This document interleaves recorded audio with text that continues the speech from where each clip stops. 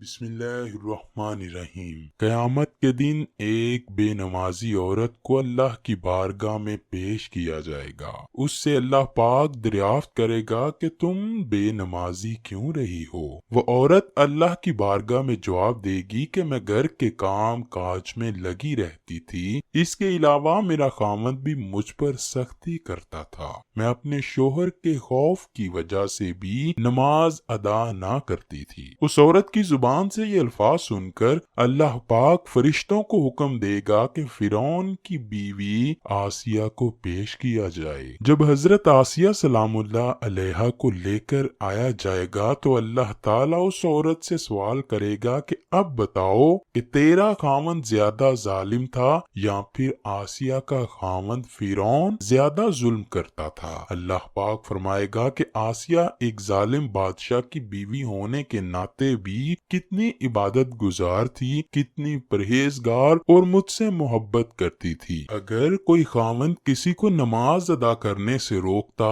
تو سب سے پہلے آسیہ نماز ادا کرنے سے منع ہو جاتی۔ اللہ پاک اس عورت سے فرمائے گا تم تو خود غافل تھی اور غفلت کی وجہ سے تم بے نمازی رہی ہو، اب تم اس کا الزام اپنے خاوند پر ڈال رہی ہو، یہ سب کچھ تیری اپنی غفلت تھی جس وجہ سے تو نماز ادا کرنے، قرآن پاک کی تلاوت کرنے اور اپنے رب کی عبادت کرنے سے لاپرواہ رہی۔ پھر اللہ پاک فرشتوں کو حکم دے گا کہ اس عورت کو جہنم میں ڈال دو۔ بنی اسرائیل کی ایک عورت حضرت موسیٰ کی خدمت میں حاضر ہو کر عرض کرنے لگی، اے اللہ کے نبی، مجھ سے ایک گناہ ہو گیا تھا، میں نے اللہ سے اس کی توبہ بھی کی ہے، آپ علیہ السلام بھی دعا کریں کہ اللہ پاک میری توبہ قبول فرما لے۔ حضرت موسیٰ علیہ السلام نے اس عورت سے پوچھا، اے عورت، تم سے کیا گناہ ہو گیا تھا جس کی وجہ سے تو اتنا پریشان ہے؟ بنی اسرائیل کی عورت کہنے لگی، اے اللہ کے نبی، میں نے زنا کیا تھا جس وجہ سے مجھے حمل ٹھہرا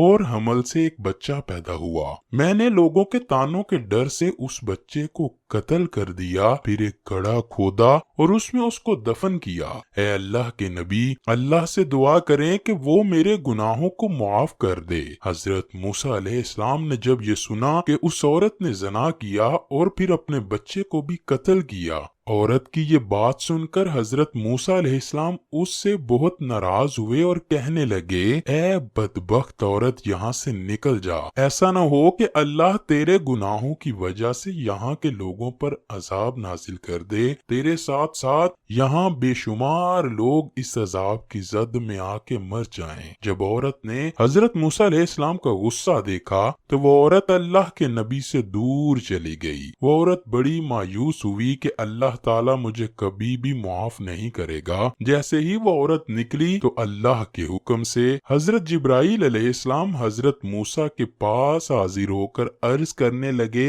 اے موسیٰ، اللہ پاک فرما رہا ہے کہ تم نے توبہ کرنے والی کا دل کیوں توڑا؟ اے موسیٰ، جب وہ عورت توبہ کے لیے آئی تھی تو نے اس عورت کو مایوس کیوں موڑا؟ اللہ پاک فرماتا ہے، کیا تم نے اس عورت سے بدتر گناہ کرنے والا کوئی نہیں دیکھا؟ فرشتے کی بات سن کر حضرت موسیٰ نے کہا، کیا اس دنیا میں اس عورت سے بھی زیادہ کوئی گناہ گار پایا جاتا ہے؟ حضرت جبرائیل علیہ السلام نے عرض کی، اے اللہ کے نبی، اس دنیا میں اس عورت سے بھی زیادہ گنہگار وہ ہے جو بندہ جان بوجھ کر نماز چھوڑے، وہ شخص اس عورت سے بھی زیادہ گناہ کرنے والا ہے جو جان بوجھ کر اللہ کی عبادت سے منہ موڑے، وہی زانی اور قاتل عورت سے زیادہ بدبخت ہوتا ہے۔ لہٰذا ہمیں بھی چاہیے کہ ہم کبھی نماز نہ چھوڑیں۔ اللہ پاک جب بھی کسی سے ناراض ہوتا ہے اس کا رزق نہیں چھینتا بلکہ اپنی عطا کردہ نعمتوں کو اس سے دور کرتا ہے اور اس سے سجدے کی توفیق چھین لیتا ہے۔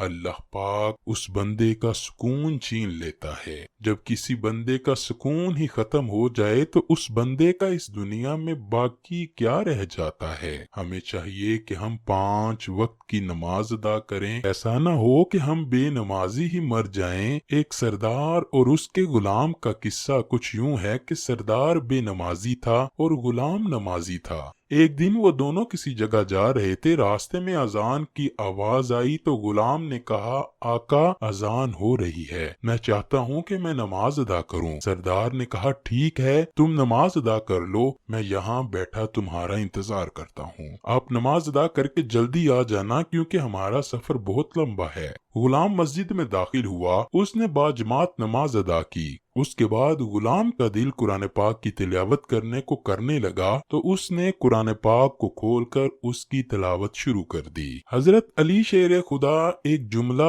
بہت کثرت سے فرمایا کرتے تھے کہ اے اللہ پاک، میں تیری عبادت جنت کی لالچ سے نہیں کرتا، نہ میں تیری عبادت جہنم کے خوف سے کرتا ہوں، میں تو تیری عبادت اس لیے کرتا ہوں کہ تو ہے ہی عبادت کے لائق، اے میرے اللہ تو ہی بندگی کے لائق ہے۔ ایک بندہ حضرت مولا علی شیر خدا کی بارگاہ میں حاضر ہو کر عرض گزار ہوا، اے علی، میں نے آپ کے بارے میں سنا ہے کہ آپ اللہ سے باتیں کرتے ہو۔ اس پر حضرت علی شیر خدا نے فرمایا تم نے بالکل ٹھیک سنا ہے۔ وہ بندہ بڑا حیران ہوا اور پوچھنے لگا اے علی وہ کیسے؟ حضرت مولا علی شیر خدا فرمانے لگے کہ جب میرا دل کرتا ہے کہ میں اپنے رب سے باتیں کروں تو میں نماز ادا کرنا شروع کرتا ہوں، اور جب میرا دل کرتا ہے کہ میرا رب مجھ سے باتیں کرے تو میں قرآن اٹھاتا ہوں اور اس کی تلاوت شروع کر دیتا ہوں۔ اب غلام مسجد میں بیٹھا تلاوت کر رہا تھا۔ سردار نے کافی انتظار کرنے کے بعد مسجد کے دروازے پر کھڑے ہو کر غلام کو آواز دی کہ اے غلام، کہاں مر گیا ہے؟ ابھی تک تو مسجد سے باہر نہیں آیا؟ سب نمازی تو نماز ادا کر کے چلے گئے، تم مسجد سے باہر کیوں نہیں آ رہے؟ ہمارا سفر بہت زیادہ ہے، جلد باہر آؤ تاکہ ہم اپنا سفر جاری کر سکیں۔ جب سردار نے بار بار اپنے غلام کو باہر بلانے کے لیے آوازیں دیں تو مسجد میں بیٹھے غلام نے قرآن پاک کو بند کیا اور سردار سے کہنے لگا سردار جی میں کیا کروں؟ جو خدا تمہیں مسجد کے اندر نہیں آنے دیتا وہ خدا مجھے مسجد سے باہر نہیں آنے دے رہا۔